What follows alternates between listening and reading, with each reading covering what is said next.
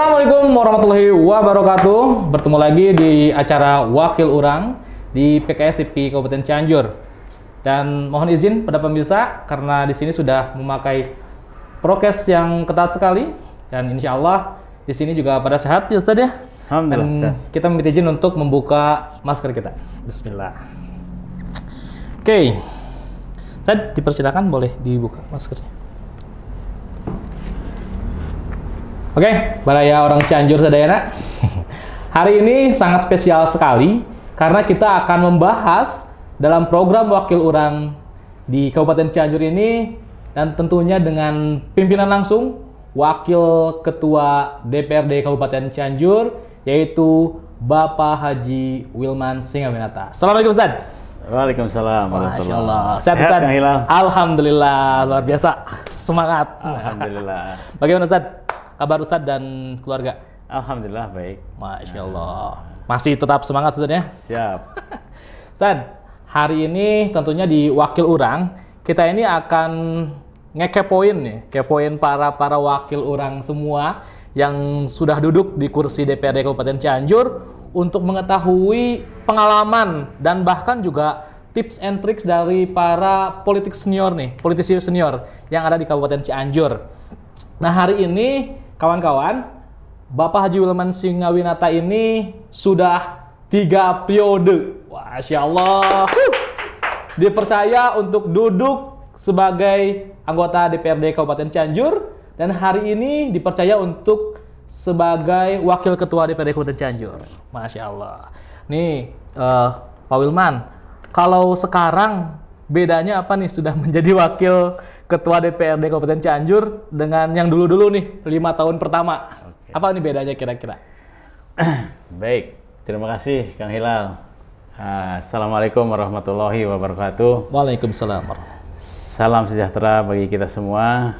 Selamat siang pada para pemirsa PKS TV ya? PKS TV.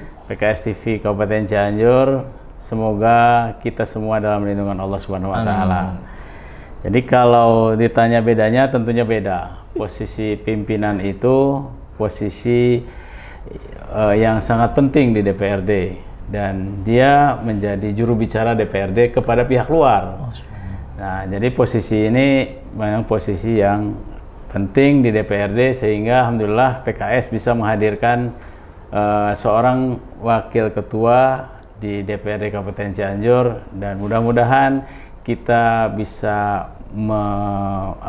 mengarahkan laju perkembangan Kabupaten Cianjur sesuai dengan apa yang menjadi platform PKS. Gitu. Insya Allah kita akan arahkan itu supaya pembangunan di Cianjur lebih cepat lagi. Gitu. Oke. Jadi penasaran juga nih mungkin pemirsa sekalian juga mau tahu nih kira-kira dulu waktu 5 tahun pertama nih Pak Wilman itu di komisi apa nih kira-kira? Ya baik, saya kenalkan dulu ya. Oh iya, mangga. Nama saya Wilman Singawinata, Wakil Ketua DPRD Kabupaten Cianjur yang sekarang dari Dapil 3 saya. Jadi saya berasal dari Dapil Pemilihan 3, diantaranya Karangtengah, Ciranjang, Kecamatan Sukaluyu, Kecamatan Horwangi, Kecamatan Mande, dan Kecamatan Bojong Picung. Oke. Nah, saya mewakili ke 6 kecamatan tersebut. Dapil 3 ya? Dapil 3. Itu dari periode yang pertama tahun 2009. Wih, jadi 3 periode itu dari 2009? 2009, gitu.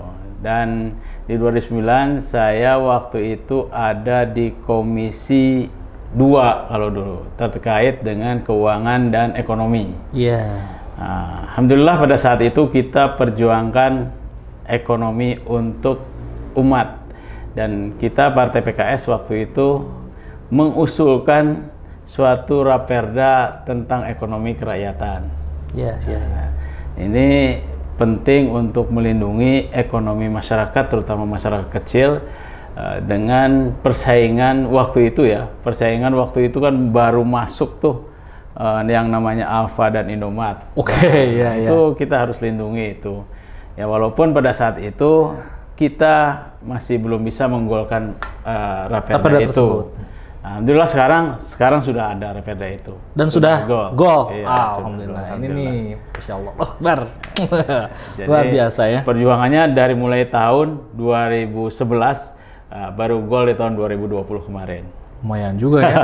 Ternyata politik itu bukan perjuangan pendek, itu perjuangan panjang. Perjuangan panjang, Kang Hilal, betul. Sangat panjang sekali. Dari Komisi 2 dulu, ya. Dan akhirnya sekarang baru golnya. Ya, sekarang baru gol. Apa kendala yang mungkin jadi kok lama banget gitu? Kirain tuh ya udah paripurna beres-beres nih, deal. Kirain kayak gitu nih, kalau anak-anak muda kan maunya yang simpel-simpel ya. Tapi kok kenapa agak lambat juga? Kenapa nih kira-kira? Jadi kalau yang namanya politik itu siapa dapat apa kan? Oke. Gitu ya. Jadi kalau terkait dengan ekonomi tentunya hal yang sangat terkait dengan banyak hal. Yes. Ya waktu itu sih memang waktu Raperda tahun 2011 itu di 2011 atau 2012 ya diusulkan itu memang ditolak oleh pihak eksekutif. Karena memang mungkin kesiapan dari eksekutif untuk menjalankan perda itu tidak siap gitu ya. Tetapi sekarang malah ya kita terus sosialisasikan begitu ya, termasuk ke pihak eksekutif. Ya, kita sosialisasikan pentingnya Raperda itu, dan akhirnya tahun 2020 kemarin eksekutif yang mengusulkan. Wah, Masya Allah. Gitu ya, alhamdulillah itu bisa gol kita.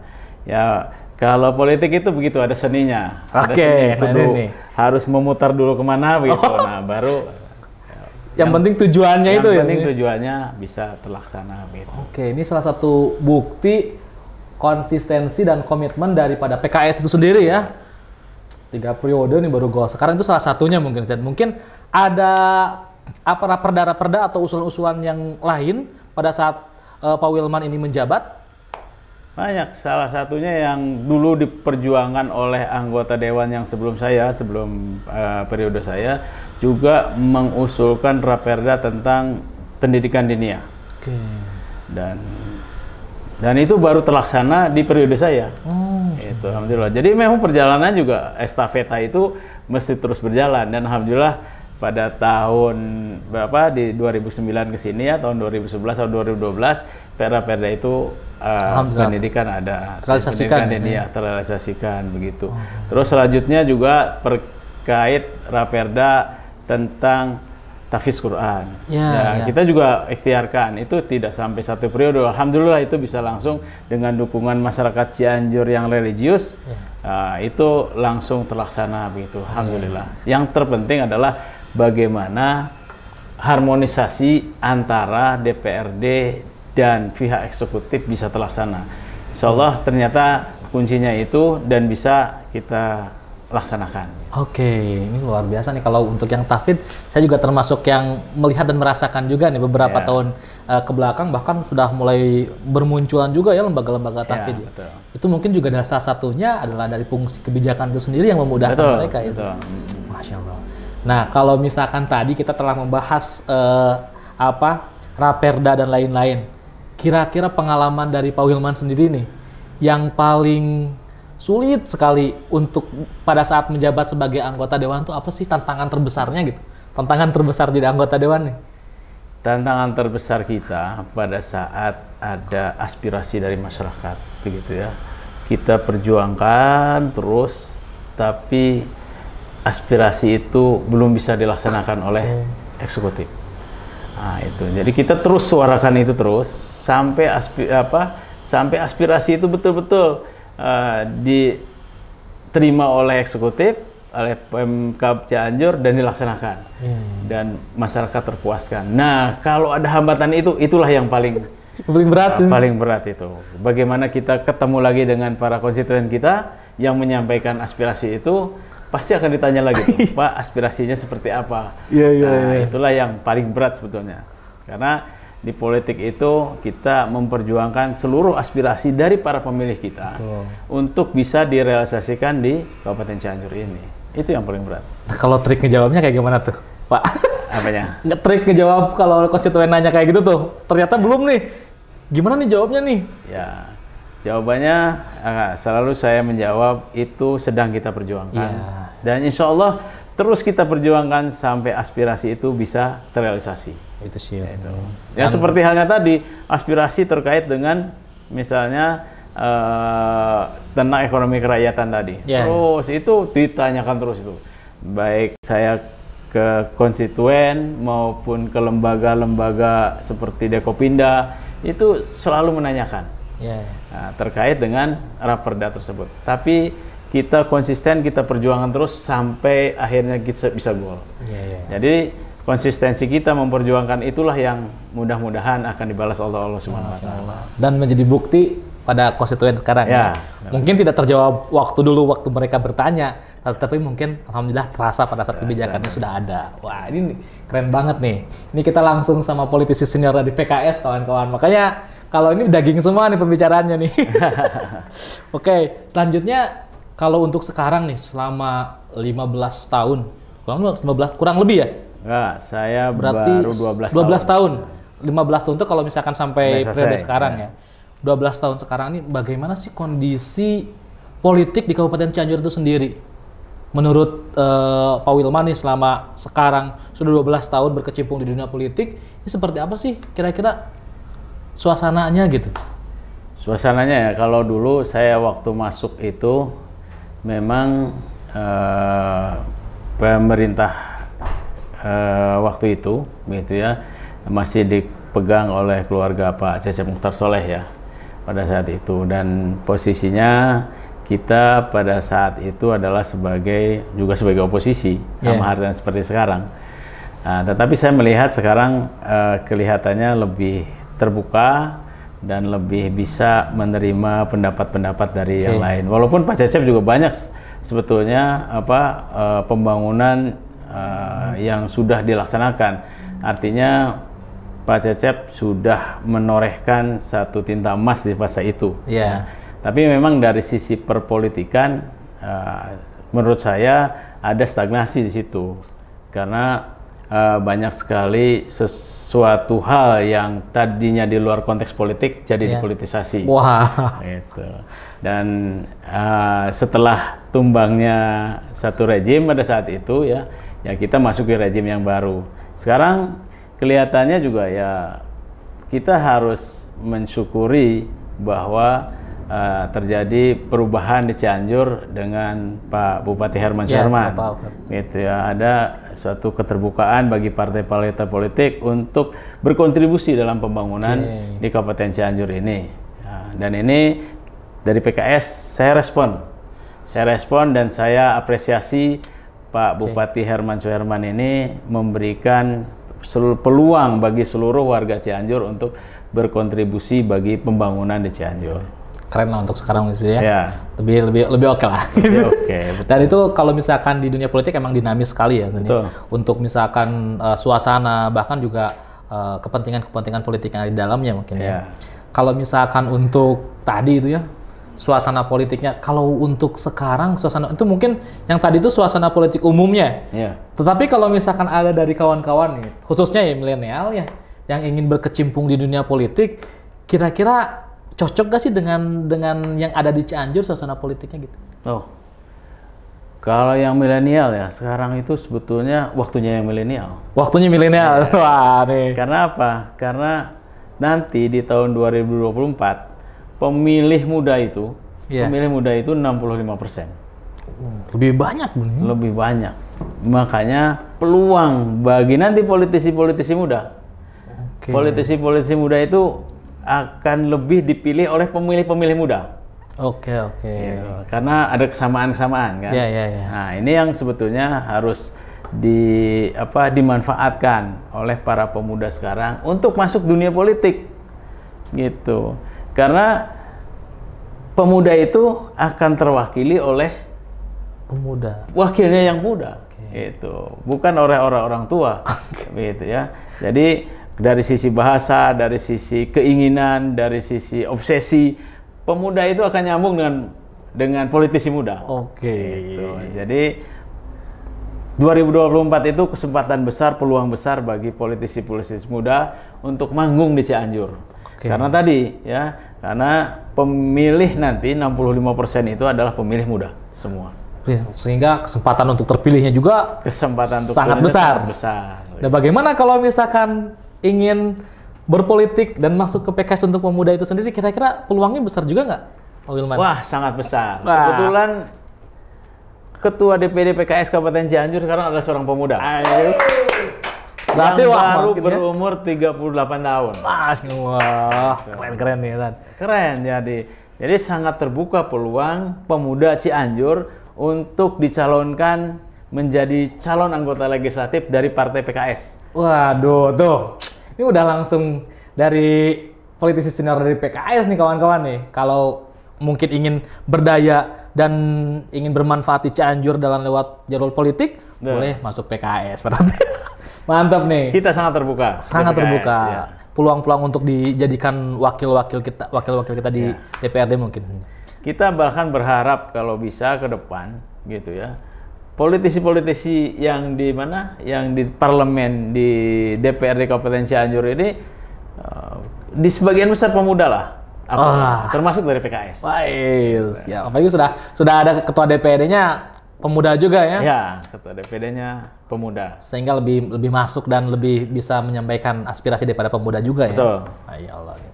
Tetapi mungkin ada tantangan nih, tantangan daripada para pemuda atau mungkin salah satunya itu bayangan-bayangan kalau dari para pemuda itu suka bertanya. Katanya politik itu kan kotor atau gimana gitu Ustaz nih. Ini untuk menyadarkan pemuda juga nih. Mungkin menurut Ustadz Pak Wilman sendiri ya, kalau untuk politik kotor dan lain-lain itu kayak gimana sih? Biar untuk menyadarkan kawan-kawan di para milenial ini nih, bahwa sebenarnya di politik di sini salah satu kolam untuk bisa berenang dan bermanfaat di sini.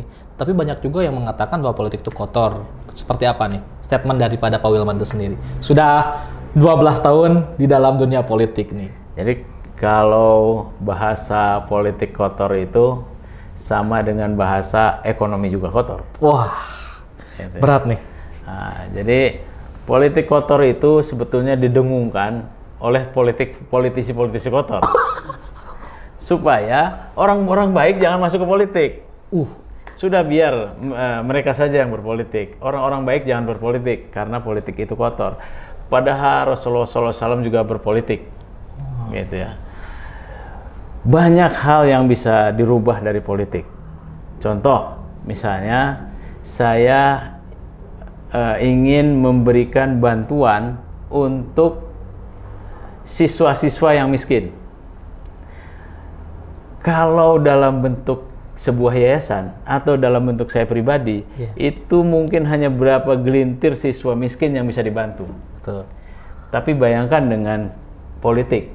Apabila saya menjadi Bupati Cianjur, ya berapa ribu siswa miskin yang bisa dibantu.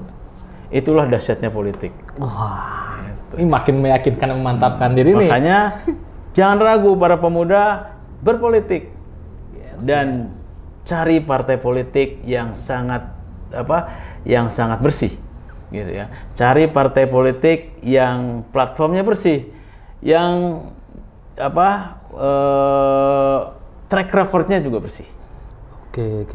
Kalau ingin berpolitiknya bersih. Nah, kalau ingin berpolitiknya kotor, cari partai politik yang kotor. Keren nih.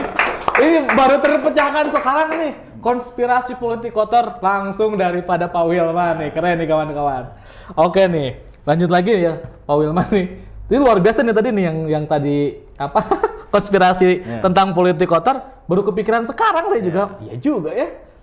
Jadi jangan dibodoh-bodohi dengan politik kotor kawan-kawan. Ayo bersih-bersih di Partai Keadilan Sejahtera. Keren. Oke, selanjutnya nih. Kalau untuk di politik sendiri, Pak Wilman ini pas masuk pertama jadi anggota dewan tentunya. Selain dari tadi yang disampaikan, apa sih yang menjadi bahan untuk masuk ke dunia politik di sini? Selain yang tadi ya. Pada saat pertama masuk jadi anggota dewan tuh kenapa sih mau gitu? Itu kan jadi pertanyaannya setelah 12 tahun nih, mungkin pertanyaan ini dulu dipertanyakannya, sekarang udah 12 tahun apakah jawabannya masih sama? Kita dengarkan. Jadi kita memang masuk dunia politik menginginkan ada satu perubahan, ya, perubahan bagaimana di masyarakat itu terkait dengan pemerintahan tentunya. Nah, 32 tahun yang lalu kita dikuasai oleh pemerintahan Orde Baru yang cenderung otoriter. Terus sekarang setelah reformasi, semua orang diberi kesempatan, semua lembaga diberi kesempatan untuk mendirikan partai politik. Dan salah satunya waktu itu Partai Keadilan yang bermetamorfosa menjadi Partai Keadilan Sejahtera.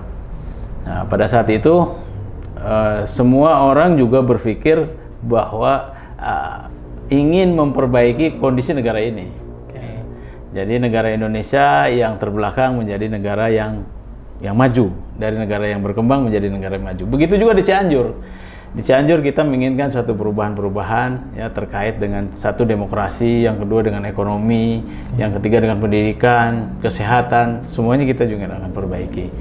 Nah, itu hanya mungkin dirubah oleh politik gitu. Karena untuk masuk ke pemerintahan ya salah satu caranya, satu jalannya adalah dengan politik. Nah, dengan politik kita bisa merubah satu kondisi suatu daerah ya melalui peraturan-peraturan daerah yang ada. Nah, kalau sekarang juga kita masih berpikir yang sama. Kita masih menginginkan terus perubahan ya, karena masyarakat juga dinamis, ada perubahan-perubahan. Ya, sekarang seperti adanya pandemi COVID ini tentunya merubah juga. Nah, ini juga butuh dinamisasi pemikiran dari para politisi yang ada di Cianjur. Butuh perubahan pemikiran dari pemegang kekuasaan di Cianjur. Oleh karena itu, ya kita terus mensuarakan kebenaran ini supaya perubahan-perubahan itu sesuai dengan kebutuhan dan masyarakat. Ya, perubahan-perubahan itu sesuai dengan kondisi masalah yang ada. Perubahan-perubahan itu sesuai dengan apa yang betul-betul diinginkan oleh masyarakat begitu.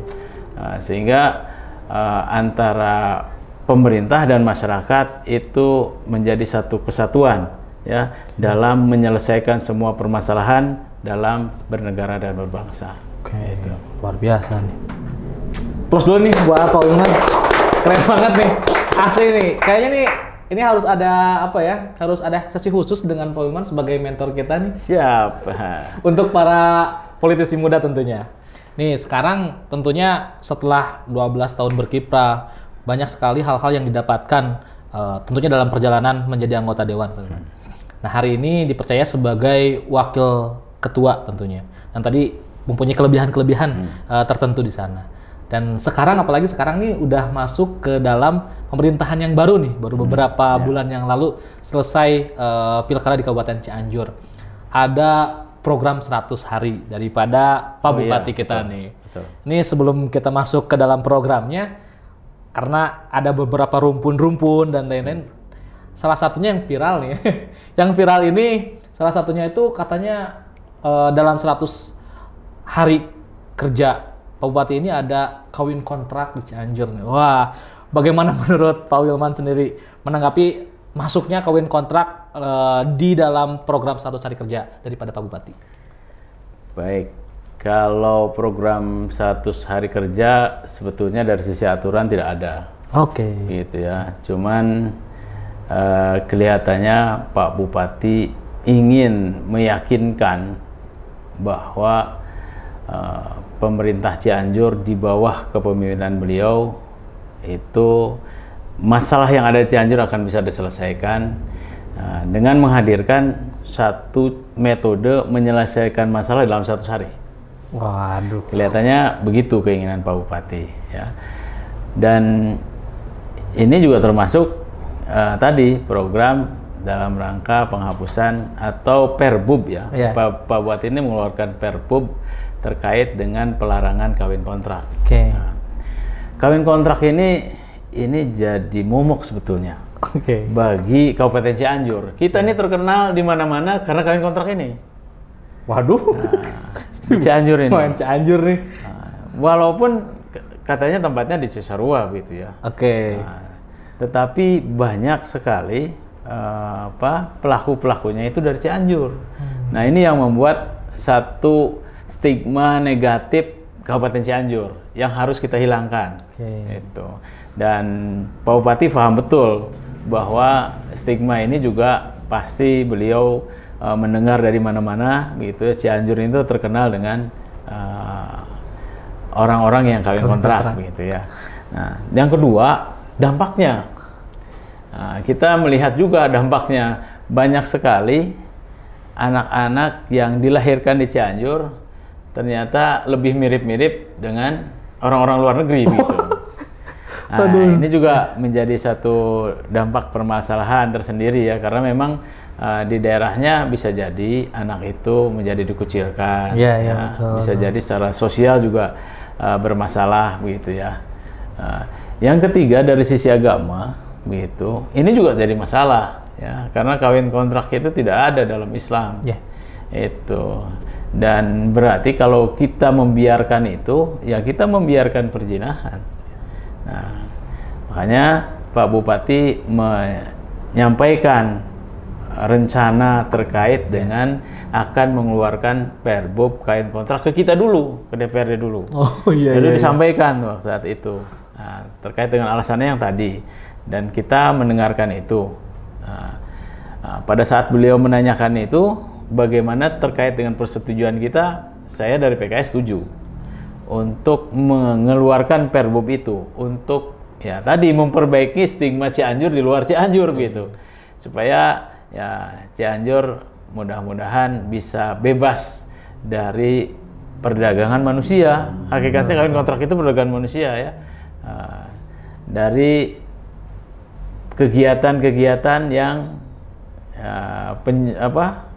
komersialisasi seksual itu, dan kita sangat mendukung karena bagi kita apapun namanya itu adalah perzinahan. Nah, kita sangat mendukung itu program Pak Bupati, dan alhamdulillah kemarin katanya sudah ditandatangani oleh beliau.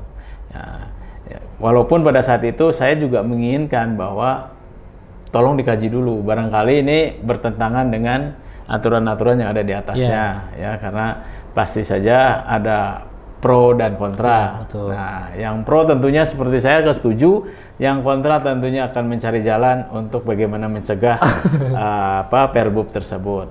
Begitu Kang Hilal. Wah, mantap nih. Soalnya ini ramai juga di dunia maya, bahkan di televisi nasional. Wah, ini Cianjur lagi happening nih. Apa tuh? Kawin kontrak. Wah. Tapi yang bagusnya ini yaitu adalah salah satunya adalah menjadi salah satu program prioritas berarti ya. Program prioritas dalam 100 hari kerja Pak Bupati untuk membasmi mungkin ya, atau apa bahasa yang bagusnya tuh Pak? Melarang ya, bukan membasmi ya. Melarang kawin kontrak di Kabupaten Cianjur. Ya, karena dengan dampak yang tadi Pak Wilman sampaikan sangat luar biasa, merusak sekali tentunya. Kalau secara keseluruhan nih, mungkin dari Pak Wilman sendiri melihat program kerja 100 hari dari Pak Bupati itu seperti apa sih?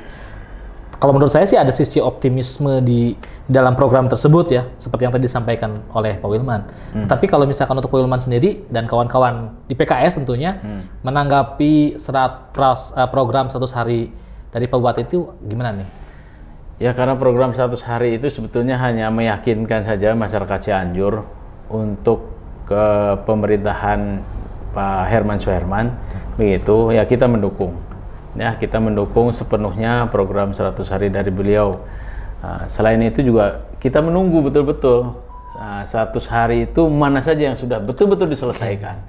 Nah, oleh karena itu kita terus memantau, kita terus juga menyimak begitu dari program 100 hari ini. Mudah-mudahan semua program yang dimulai dari pekan kedua bulan Juni kemarin sampai nanti akhir Agustus itu berjalan lancar, dan ada betul-betul yang bisa diselesaikan dari salah satu permasalahan masyarakat Cianjur.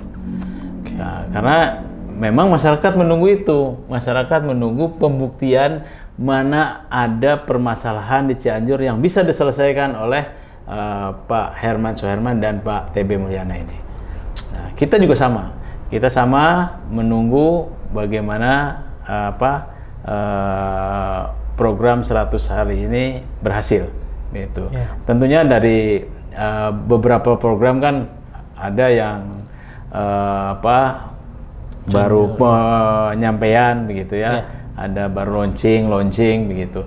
Tetapi juga nanti tentunya ada program-program yang bisa diselesaikan di 100 hari. Misalnya rumah sakit. Ya, rumah sakit kan jelas ya.